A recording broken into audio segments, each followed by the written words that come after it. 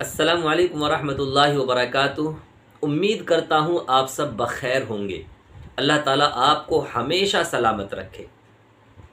ان قریب ہی رمضان المبارک کا مقدس مہینہ شروع ہونے والا ہے، جو بڑی برکتوں اور رحمتوں والا مہینہ ہے، جس کے بارے میں جناب محمد الرسول اللہ صلی اللہ علیہ وسلم نے ارشاد فرمایا، شعبان شہری و رمضان شہر اللہ، کہ شعبان میرا مہینہ ہے اور رمضان اللہ کا مہینہ ہے۔ اس مہینے میں اللہ تبارک و تعالی سنتوں کا ثواب فرضوں کے برابر اور فرضوں کا ثواب 70 فرضوں کے برابر عطا فرماتا ہے۔ اتنی برکتوں والا مہینہ ہے، یہ نیکیوں کے کمانے کا ایک بہترین سیزن ہے۔ دنیاوی کاروبار ہم کرتے ہیں تو اس میں ایک سیزن آتا ہے اور اس سیزن میں خوب کمائی کرتے ہیں۔ اسی طرح اللہ تبارک و تعالیٰ نے نیکیوں کے کمانے کا ایک سیزن عطا فرمایا، وہ رمضان المبارک کا مہینہ ہے، کہ اس مہینے میں خوب تلاوت کر کے اور خوب اللہ کا ذکر کر کے اور روزہ رکھ کر، تراویح پڑھ کر اور دیگر نفلی عبادتیں کر کے ہم خوب نیکیاں جمع کر سکتے ہیں اور اپنی آخرت کو سنوار سکتے ہیں۔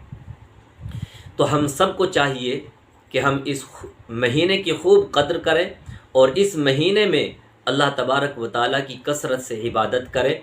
ویسے تو 12 کے 12 مہینے ہی عبادتوں کے ہوتے ہیں، لیکن ہر ایمان والے کو چاہیے کہ جب رمضان کا مہینہ آ جائے تو اپنی عبادتوں میں اضافہ کر دے، اپنی نفلی نمازوں میں اضافہ کر دے، تہجد کی نماز کا اہتمام کرے۔ اور میری گزارش تو یہ ہے کہ پورے مہینے میں کم از کم قرآن کریم ایک تو مکمل کر ہی لینا چاہیے اور تہجد کا خاص اہتمام رکھے۔ خوب اللہ سے گڑ گڑا کر رو رو کر کے اپنے گناہوں کی معافی کرائے، کیونکہ حضور اکرم صلی اللہ علیہ وسلم نے ارشاد فرمایا کہ یہ وہ مہینہ ہے جس میں اللہ تبارک و تعالی مغفرت فرما دیتا ہے۔ تو ہمیں چاہیے کہ ہم اللہ سے اپنے گناہوں کی مغفرت طلب کریں اور خوب نیکیاں کر کے اپنے روٹھے ہوئے رب کو منا لیں۔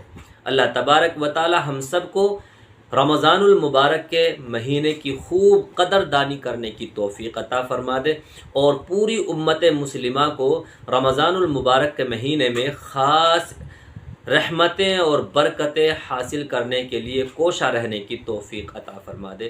السلام علیکم ورحمۃ اللہ وبرکاتہ۔